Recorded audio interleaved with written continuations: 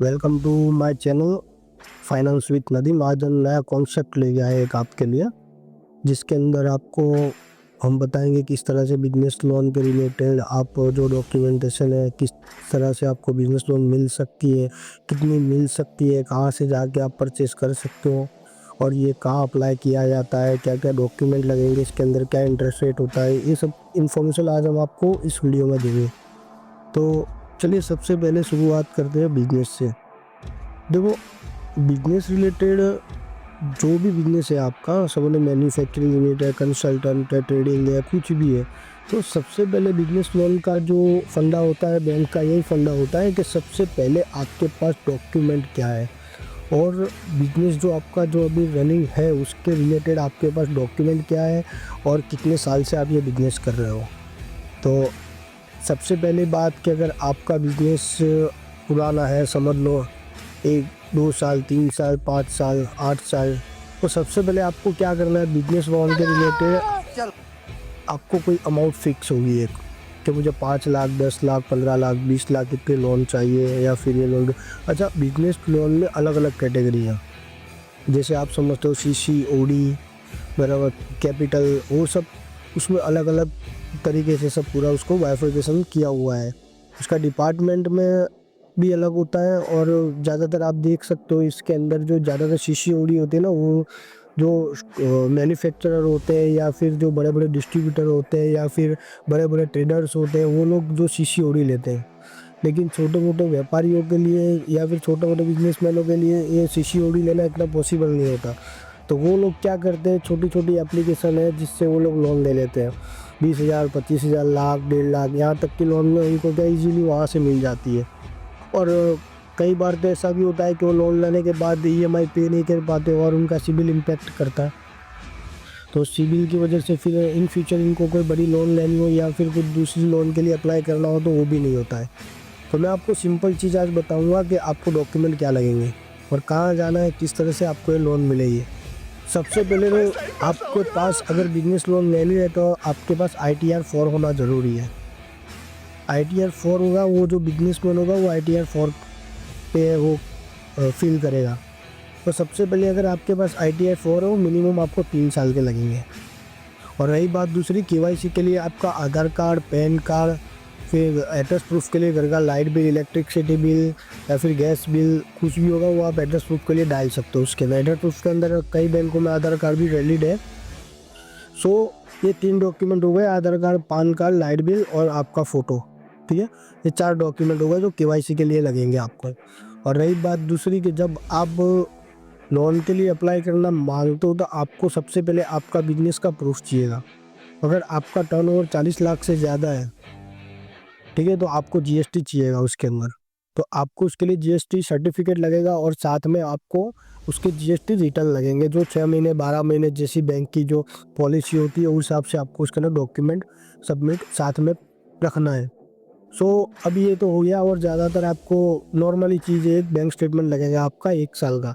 अगर आपका इंडिविजुअल है, आपके नाम से ही है GST, तो आपको आपके नाम का ही इंडिविजुअल जो बैंक अकाउंट है वो सेविंग या करंट जो भी है वो हिसाब से आपको देना रहेगा।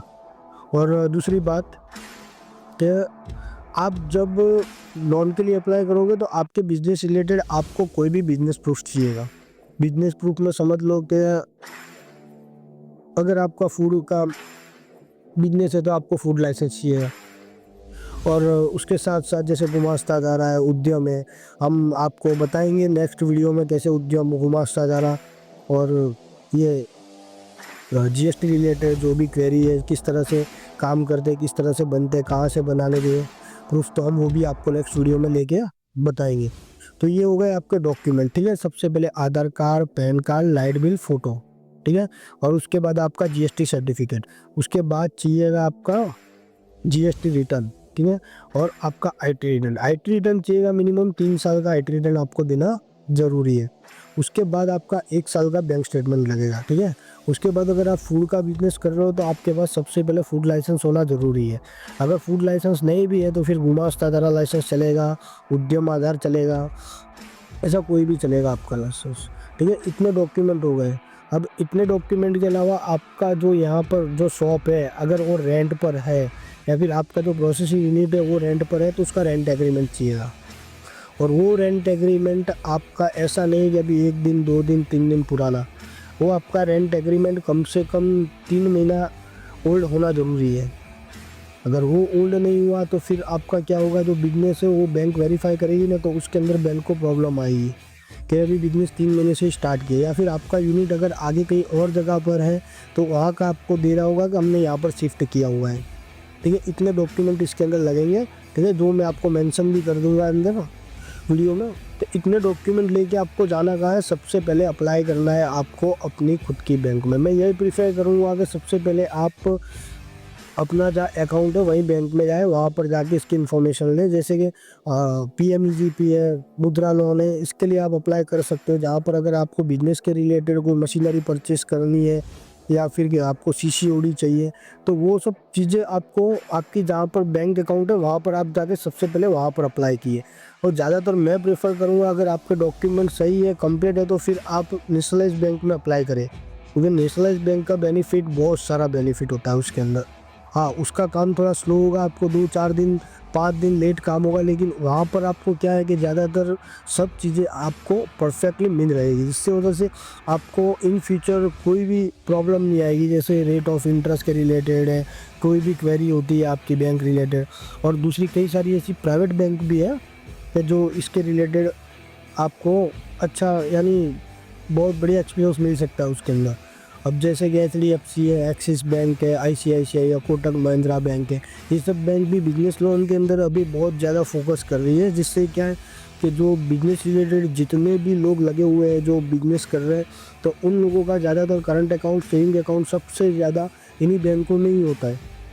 तो आप लोगों से यही मैं प्रेफर करूँगा कि ये डॉक्यूमेंट का चेकलिस्ट तैयार कर लें, कहीं किसी और के पास जाने की ज़रूरत नहीं है। आप सीधा इतना डॉक्यूमेंट तैयार करके, अगर आपके बैंक में मैनेजर के साथ रिलेशन अच्छे हैं तो आप डायरेक्टली वहाँ जा सकते हो। और रही बात CCOD के लिए आपको बता दूं कि आपका जितना भी टर्नओवर होगा, अलग अलग सब बैंक की अलग अलग पॉलिसी होती है। वो टर्नओवर के 20%, 15%, 25% आपको लोन दे सकती है। आ रही बात अगर आपका सिबिल इशू की, मिनिमम आपका सिबिल क्लियर होना ज़रूरी है, कोई ओवरड्यू नहीं होना चाहिए। अगर पास्ट आपका कोई DPD है या फिर कोई EMI बाउंस हुआ है तो उसको आप क्लियर करवा लें। क्लियर करवा के बैंक के अंदर आप उसका रीज़न भी रख सकते हो, जिसकी वजह से आपका सिबिल का कोई इश्यू होता है, कोई इम्पैक्ट हुआ होता है, तो वहाँ से आपका क्लियर हो जाएगा। और बात रही आपके लोन रिगार्डिंग, तो लोन का इंटरेस्ट रेट कैसा होता है बिजनेस लोन में, गवर्नमेंट बैंक में 11.75 से स्टार्ट होता है। और कई सारी बैंकें हैं, जैसे छोटी छोटी ऐप है वो भी लोन देती है, लेकिन उनका जो इंटरेस्ट रेट होता है 36 पर एनुअल होता है। वो लोग रिड्यूसिंग रेट भी नहीं देते। और ज़्यादातर नेशनलाइज बैंक में आप जाओगे या फिर ये जो मैंने बैंकों के नाम दिए वहाँ जाओगे तो आपको रिड्यूसिंग रेट मिलेगा। और रही बात दूसरी कि जब आप लोन लेने जा रहे हो और आपको लोन नहीं दे रहे हैं, तो वो लोग आपका फाइनेंशियल पूरा एक बाइफर्केशन तैयार करते हैं, जिसके अंदर वो देखते हैं कि आपने कितना परचेस किया, कितना सेल किया, कहाँ से पैसा आ रहा है आपके बिजनेस में, कहाँ पैसा जा रहा है। ये सब चीज़ें वो बैंक वालों का जो क्रेडिट मैनेजर होता है वो डिसाइड करता है।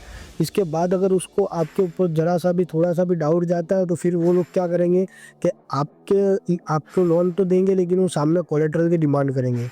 अगर कोलेटरल आपके पास है तो फिर सही है, कोलेटरल दे सकते हो आप। कोलेटरल में भी अलग अलग तरीके का होता है।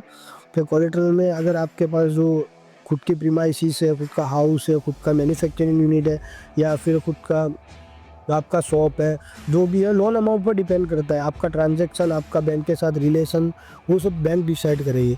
इसलिए मैं आपको प्रीफर करूँगा सबसे पहले आप अपने बैंक में जाए, डॉक्यूमेंट लेके वहाँ पर अप्लाई करें। अगर वहाँ से आपको रिस्पॉन्स नहीं मिलता है तो मैंने आपको बताइए वो बैंकों में जाएँ, वहाँ अप्लाई करें। अगर वहाँ से भी आपको कोई रिस्पॉन्स नहीं मिल रहा है तो आप हमारी ऑफ़िस की विज़िट कर सकते हो। हम यहाँ से आपको बेस्ट सॉल्यूशन दे सकेंगे। हमारे यहाँ पर कम से कम 8 साल में कम से कम 500-600 से ज़्यादा क्लाइंट है जो बिजनेस लोन के हमने उनको लोन दी हुई है। अभी रेगुलर उनका हर साल रिन्यू, BT टॉपअप सब हमारे पास आता रहता है। एक बार आप एक्सपीरियंस करके देखिए तो आपको पता चलेगा किस तरह से लोन होती है, क्या होता है। एक बार विजिट कीजिए। हाँ, मैंने जो बताया वो डॉक्यूमेंट साथ लेके जाना ज़रूरी है। इससे ज़्यादा अगर कोई डॉक्यूमेंट मांगते हैं आपके पास तो आप उनको कमेंट में कर सकते हो, मेल भी कर सकते हो, उसके लिए डिटेल्स ले सकते हो। अगर आपको नहीं पता चल रहा या फिर आपकी डिमांड ज़्यादा है, 1 करोड़, 2 करोड़, 15 करोड़, 20 करोड़, आपका मैन्युफैक्चरिंग यूनिट बड़ा है, आपका टर्नओवर बड़ा है, इस रिगार्डिंग आपको कोई हेल्प चाहिए तो आप डायरेक्टली हमारी ऑफिस की विजिट कर सकते हो, जो मैं आपको लास्ट में ऑफिस का नेम, एड्रेस सब आपको मेंशन कर दूंगा। और रही बात दूसरी कि जब लोन के रिगार्डिंग अगर आपको कोई भी एजेंट मिलते हैं, जो एजेंट बताते हैं आपको ये है, वो है, आपके प्रॉब्लम है, इश्यू है, बराबर, तो आप वो इश्यू का सॉल्यूशन खुद ही घर बैठे कर सकते हो। अभी सब ऑनलाइन हो चुका है, इसलिए आपको ज़्यादातर फोकस उन्हीं चीज़ों पर करना है कि जो बैंक आपसे डॉक्यूमेंट मांगेगी। आपको कहीं और जाने की ज़रूरत नहीं है, सिंपल वे है कि आप, मैंने जो बोला उतना डॉक्यूमेंट रेडी कर लीजिए, मैं ये डॉक्यूमेंट का लिस्ट भी मेंशन कर दूंगा आपके। ये अब बात रही दूसरी बात, तो अगर लोन लेने के बाद सबसे पहली चीज़ ये कि आपको पूछना है बैंक में लोन लेने के बाद कि मेरा रेट ऑफ इंटरेस्ट फ्लैट है या रिड्यूसिंग है। फ्लैट रहेगा तो आपका क्या रहेगा कि जितना आप लोन लिए हो उसका इंटरेस्ट आपको आखिरी EMI तक पे करना है, और रिड्यूसिंग का मतलब रहेगा कि जब तक आपने एक EMI भर रहे हो उसमें जितना आपका कैपिटल जा रहा है और कितना इंटरेस्ट जा रहा है। अगर जितना कैपिटल जा रहा है तो उसका इंटरेस्ट आपको नेक्स्ट मंथ की EMI में नहीं लगेगा, ठीक है। तो आप सबसे पहले ये सब चीज़ें जान लें, फिर आप बैंक के अंदर अप्लाई करें, और आपको पॉलिसी अगर बैंक की समझ में आती है तो आप डायरेक्टली फ़ाइल दे सकते हो वहाँ पर। अगर वहाँ से भी नहीं हुआ तो आप डायरेक्टली हमारी ऑफ़िस की विज़िट कर सकते हो, जो हम हमारा एड्रेस सब आपको इस वीडियो के अंदर मेंशन कर देंगे, ठीक है। और अगर इन्फॉर्मेशन रिलेटेड कोई भी इन्फॉर्मेशन चाहिए आपको लोन रिगार्डिंग, फाइनेंस रिगार्डिंग, तो आप हमारे इस चैनल को सब्सक्राइब करो, लाइक करो, शेयर करो, कमेंट करो।